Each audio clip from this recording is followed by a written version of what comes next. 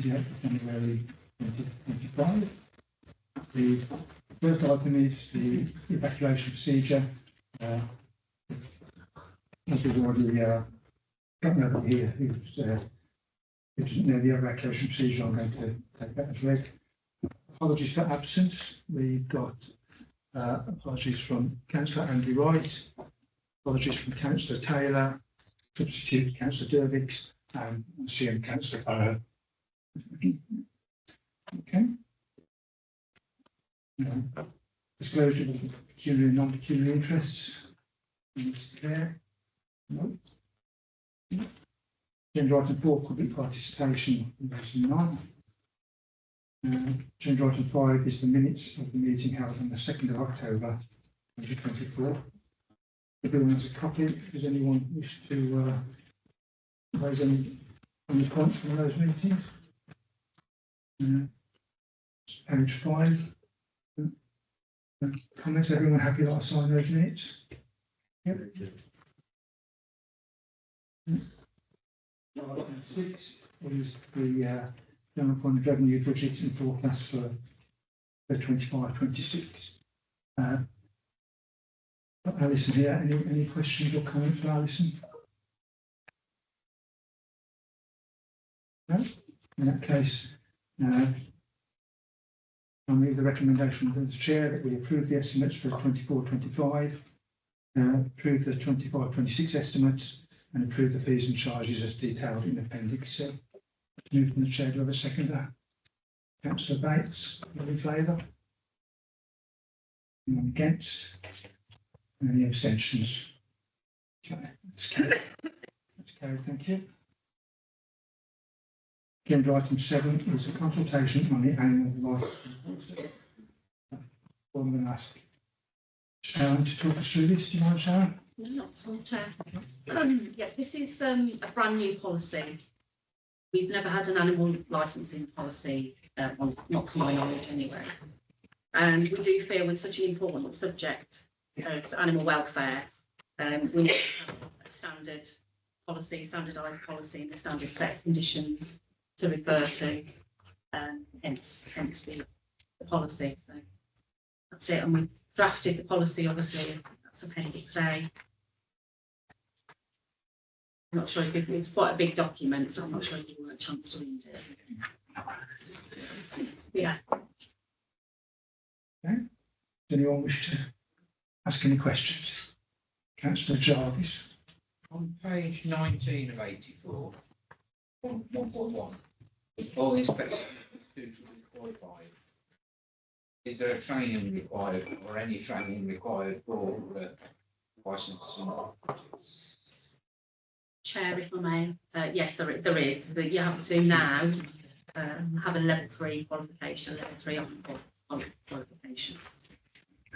It's quite costly, but Dave's the officer. It was myself and Dave before I became the environmental health manager that's doing the qualification at the moment. But we need more resilience than that, so I'd like to put a couple more people through that training. But that is specified in the document. The training? Yeah. Yes. It's in the document. I've got Councillor Hobley next, actually. Councillor Hobley.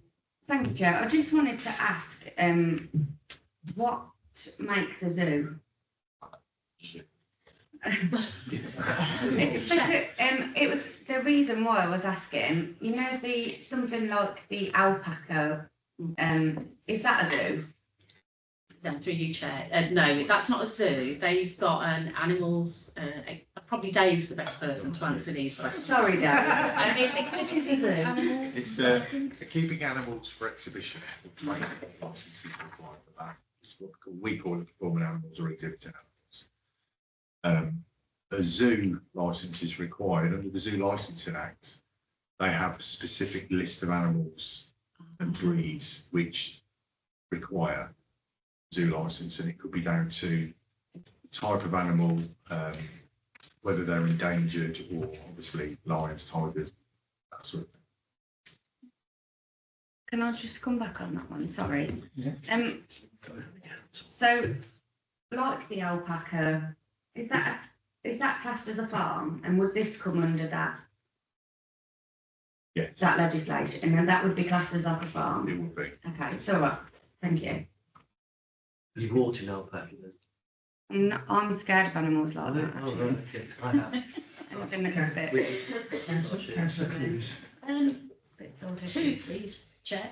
You've got to provide boarding for cats and boarding for kennels for dogs and own boarding and doggy daycare. Does it also cover these open fields where people can go and let the dogs roam in a field in the park? No. No. And the other one is, does it cover the donkey sanctuary? Yes. That's the one I was putting. Thank you. I think we've got quite a large number of animal premises in North Berkshire. Can you tell us just how many we've got? Do you know? 57 in total, if we include our 2 zoos. Chair, we've got the highest number in Warwickshire of animal licence premises. Yes. Do we qualify for Europe?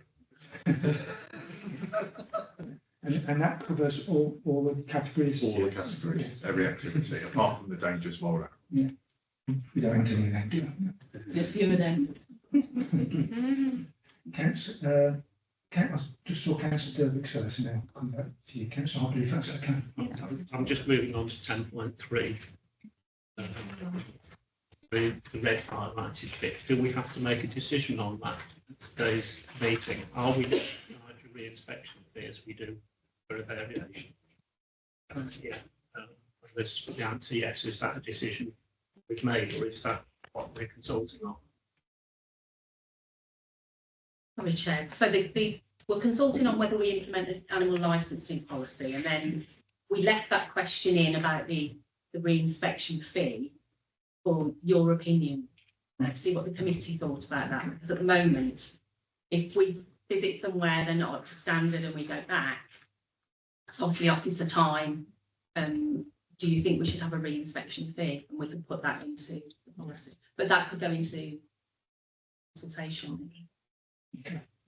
Yeah. So that will go into the consultation. Potentially. Yeah. That's why I'm asking the question. Is that going into the consultation, or are we saying that's what we want them to do before we put it into consultation? Well, I'm keen to hear your views on that, but you know, my view is yes, it should be a consultation. Councillor Jarvis. Thanks, Chair. I would look this somewhat like an MOT, that you pay the full fee for your original MOT, but then if you go back for a re-inspection, it's a reduced fee because they don't do the full. You've done all the spade work. It's just re-inspecting specific items. So my feeling would be it to be a reduced fee. Councillor Hartley, I was going to come to you, wasn't I? Sorry. Sorry, thanks, Chair. It's just a typo on page 29 of 84, but it's also for the 12 page. I don't know why it just looked at me. It's staff, it's point 5.3, staff missed inshore. It's just a little typo, but I've just seen it straight away. Sorry for pointing that out. I spotted you've obviously read it in Yeah. great detail.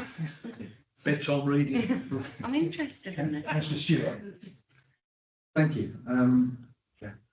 Something slightly more fundamental, which I think just shows my ignorance of everything. When I read this to start, I took the recommendations that we're actually seeking a consultation as written, as opposed to what my understanding now, just listening to what you said, is that whether we're actually having a policy full stop. Is that my understanding correct? Or because you said, because I think you're dead right in terms of yes, it's really nice to see this formalised. And my question then was going to be is that have we written this policy almost like retrospectively, and how many impacts do you think we're going to have from our 57 potential licensees that might, you know, would they all meet standard or would they potentially fall out? But if we're just actually saying we just actually consult on whether there's a policy or not, it's the devil's in the detail of the policy. I'm not really making myself make much sense. So I've got 2 questions. First of all, is it will we then be subsequently consulting on the actual contents of the policy? Or are we just saying that if we consult on whether we have, then we'll just accept it as read? Chair, if I may, Yeah. I see it as we will be putting this policy out for consultation. Right, okay. This policy, as it's written, is the proposal that will. That's what I originally thought, but then subsequent statements made me question that. Second question therefore is, the 57 that we already have, how many do we think that might be, would have a problem created by said policy? No, that's brilliant, thank you. And the consultation will be advertised on the website. Will we proactively go out to the existing 57 and to other sort of interested parties? Chair, if I may. Councillor Fowler, yes. Probably left field or probably absolutely nothing to do with this authority, but it just made me wonder with animal welfare. But from time to time, we do get circuses coming in to North Warwickshire. We recently had one in Coleshill. So do we have any, do we look and view when they come into town as it were, or it's completely separate to this authority? No, that's completely separate Lovely. to our. I thought it would be an answer question. Thank you, Chair. Okay. Councillor Phillips. I'd like to second the motion, or if it was a motion that we have the fee as half fee or reduced fee or something. That seems fair, and as long as it covers that cost. Councillor Bates. Thank you. Just a query really. I'm just quite interested to know what's evoked the policy. If we've got 57, why now are we looking at policy? Why has there not been one previously? I'm just intrigued. If we've got 57 premises already. Yeah, Chair, if I may, we do need a policy. The legislation changed in 2018, so which made it more standardised across the country that every local authority is using those regulations. Before that, each local authority had their own conditions. So it is more standardised now. And I think it's probably with environmental health and licensing just a resource. It's probably just a resource issue, really. We do get an awful lot because it's such an emotive area, animal welfare. We do get a lot of freedom of information requests, excuse me, complaints. So I think if we can point people to a policy and see how we're doing things as an authority, I think that would make things a lot clearer for the general public. Councillor Clues and then Councillor Smith. Yeah, Chair, I think everybody sitting in this chamber has probably had a pet at some time or other, and I think that the best policy we have is really the best policy we should have. I mean, a few years ago, I used to work for a company that franchised out own boarders. So I used to travel up and down the country looking at people that to become on boarders. Establishments and some of the houses that wanted to become and would, I wouldn't let my dog sleep there. And, if you're putting your dog in somebody's care, then you want the best care. And it's so expensive now. It can be anything between £45 to £50 a day or a night for own boarders. So if we're giving a licence to these people to become, I think that we need the best policy that we can come up with. Thank you, Councillor Clues. Councillor Smith. Thanks, Chair. Am I right in thinking that abattoirs don't come into this, or they've got a separate? They'll have separate regime. Separate regimes, yeah.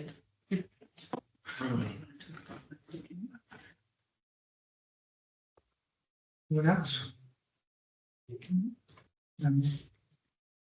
that case, the recommendation is that we note the report and that we agree to consultation. So how long will that consultation take? 6 weeks, I think, which is reasonable. Okay. Are we following the recommendation that's been suggested by Councillor Phillips and somebody over there that we charge? Yeah, so that is put in before it goes to consultation. Yeah, if we include, we'll take that as part of the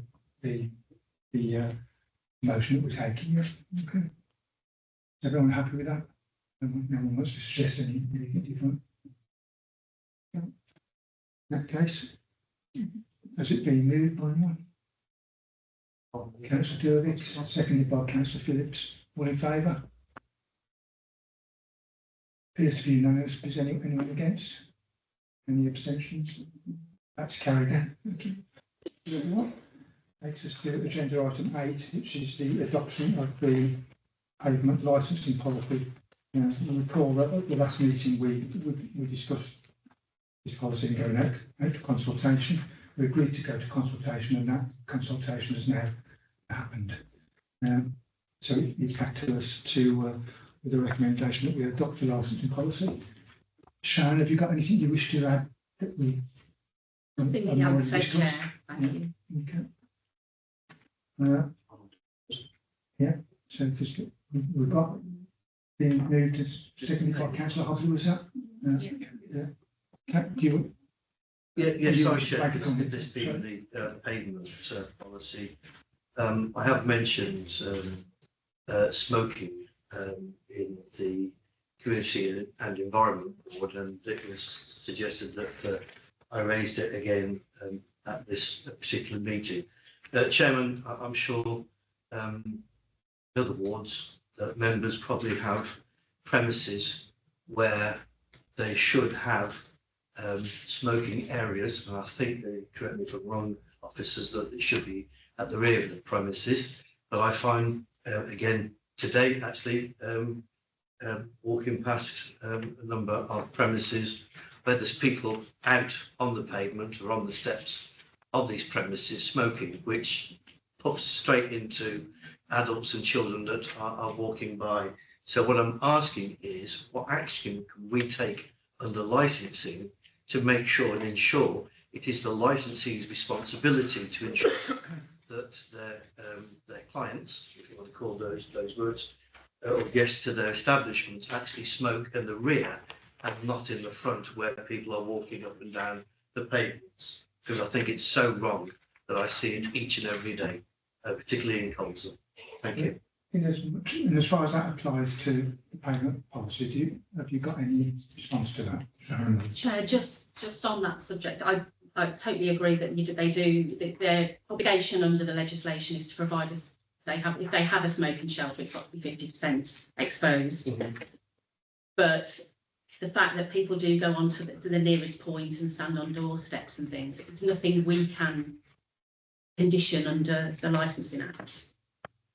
The smoke-free legislation is a completely different set of legislation. There's nothing we can impose upon the public house, on the landlord or whatever it's best practice, and it's something they really should ask their patrons to do, but there's nothing we can do from a licensing perspective. Is there not a possibility, Chair, coming back on that, where we can write to premises and just ask them to have their people that go to their places not to be smoking in the front to the pavement, where people, ironically, we were in another meeting where it was actually talking about promoting smoke-free within children's play areas. And there again, we've got the same scenario where children could be walking by and just inhaling people's smoke as people walk by. It really is bad. I think we ought to be trying to address it where we can. And I'm just surprised that the Licensing Act, or whatever act it may be, doesn't impose and say it is your responsibility not to have your patrons smoking at the front rather than the rear, where you've got people walking by. Chair, if I may just come in there, if we do get complaints, which we do, Councillor Fowler, Yeah. but we do go out and speak to the premises, and we do go out and speak to the people who are running these premises, and we rely on their goodwill to comply with what we're asking them to do. But there isn't anything formally we can do from a licensing perspective to make them do it. It's a great shame, but thank you. Yeah, thank you, Sharon. I think that we can only make a polite request, can't we? Councillor, did I see Councillor Clueless? Councillor Clueless first. Yes, thank you, Chair. Come through you to Sharon. I know you can't do that, but you can do when they flip the dog runs while they're standing in the doorway. And I know you're pretty proactive on that, because I sent an email to David over 2 premises in Atherstone, and you did go out and you did speak to them, and it did get better. And that is the problem when they're standing out there smoking. That's what they tend to do. Yeah, I saw councillor Hobley next. Thank you, Joe. I just wanted to come back on councillor Farrell with the green space initiative that we spoke about last time. Unfortunately, it's not enforceable. So it's a polite request, Yes. and I think we can. It's really the law, isn't it? And you can only go so far with it. But even as a smoker, I do feel the frustration of it because but you are outside and it is, you sort of complying if you're outside, aren't you? Unless it's a no smoking, unless there's a reason why it's not fully, it's half covered, more than half covered or whatnot. It's a really difficult one, but I completely get what you're saying. It's the same at my work and stuff like that. So I do really appreciate it, but it's just not enforceable, and that's what makes it difficult. Yeah, that's the sad thing. So, but as a smoker, I do get it, and I don't like it myself. So. Well, I've got councillor Jarvis and then councillor Dervix. Councillor Mr. Chair, Jarvis. over the last few days, I've been reading smoking legislation, and one that was really interesting was where I'll use Artigiano's as an example. Where they've got the tables outside, there should be, according to the one that I read, there should be some of those tables that are defined as no smoking, and it actually stated in the one that I read that there should be no ashtrays on there to encourage smoking, and that they should be spaced from the smoking tables. Now, does that not fall in a similar scenario, smoking outside a pub? That's in here. Chair, it's different legislation, because we're doing this under a different piece of legislation, the pavement licence. They're not licensed under the licence.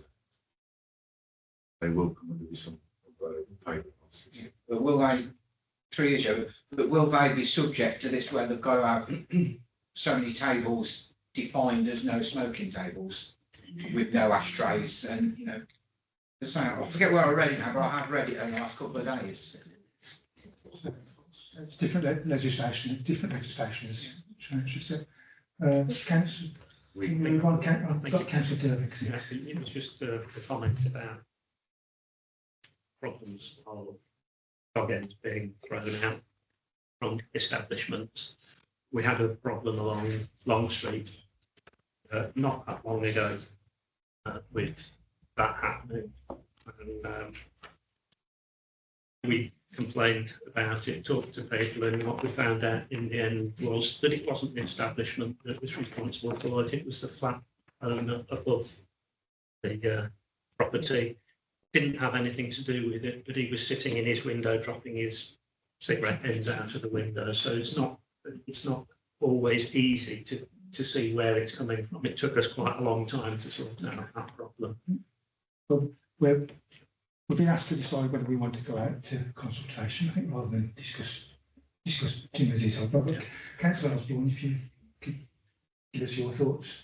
Yeah, I think we're conflating two issues here, the smoking and the pavement licences. We're the pavement licences that we're on. I mean, the smoking one's perhaps a good subject for another debate, but the pavement licence is the one that we really should be concentrating. Absolutely. I'm about to say the same myself, and so we are. The decision we have been asked to make is whether we want to go back to consultation. Chair, we just mention it in the policy. I was going to say, Chair, that was Councillor Osborne. It actually says in 4.4, national non-smoking condition. It's in the policy, so it is the right place to talk about it, and probably other places as well. Can I move the recommendation? Yeah. I think we're at the point where we want to discuss. Just from my point of view, so we're going out to consultation, but No, that's not what we're talking about here. What we're talking about is that the committee agrees to adopt the pavement licensing policy, not to consult. We've already consulted on it. So in doing that, then I reading some of the comments that came back from the consultation. I know we didn't have many, but they seem to be very sensible and appropriate comments.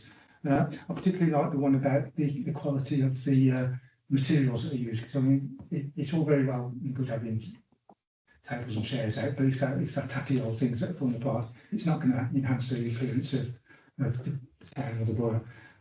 So I think if we could include, whenever we do issue a licence, a condition about the quality of the material, I think that would be very good. So, I hope everybody would agree with me on that, but I think if we could include that as a condition. Yes, Chair. Okay. So, as pointed out, we've been asked to adopt the payment licence. Sorry, can I just ask on your point there? How are you going to determine who thinks it's scruffy or not? How would that be determined? It is somewhat subjective, isn't it? But I think, and I guess it perhaps varies from location to location as well. But do the officers have any thoughts on that? Chair, I think I agree with it. It is a very subjective thing. But my concern, I think, would be the safety. I think I'd look at more of the condition rather than the aesthetics of the. I'm not disagreeing with you. I just think we've got to be clear if we're going to adopt something, what we actually mean when we're going to enforce it. And if the officers have got to enforce it, we've got to give them a fighting chance of knowing what they're going to be enforcing against. Do you see what I mean? So I think it is a good point, but we need to think about how it's worded. Yeah, I think the condition of the material in question is the big issue, isn't it? You say if tables and chairs look tatty and graffitied and we want to keep them in a good standard. Yes, Chair, and we want them to be safe for people And to safe, of course, sit on and sit at tables that they can sit at that are safe. Okay. Yeah. So, if I recall, the recommendation was moved by Councillor Phillips and seconded by Councillor Hobley. Is a show of hands for all in favour? Is anyone against? Any abstentions? In that case, the recommendation is carried. I think that brings us to the end of the meeting. Thank you all for your attendance and very valuable input into the meeting.